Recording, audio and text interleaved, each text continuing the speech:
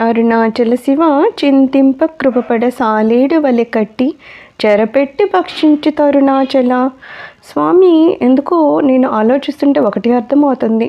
సాలీడు ఎలా అయితే ఒక గూడు కట్టి ఆ గూడులో ఏదైనా బందీ అయితే దాన్ని తినేస్తుంది కదా, అలాగే నువ్వు కూడా నన్ను నీ అనుగ్రహము అనే ఒక గూడు కట్టుంచావు.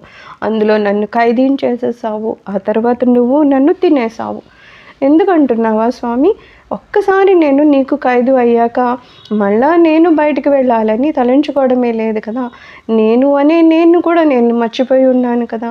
నేను సర్వస్వం నీకే అర్పించేసుకున్నాను. ఇక నేను అనేది ఏదైనా మిగిలి ఉందా అంటే లేకుండా ఉంది. అంటే స్వామి, నువ్వు నన్ను పూర్తిగా భక్షించినట్లే కదా. స్వామి, నీ అనుగ్రహాన్ని అలాగే ఉంచు.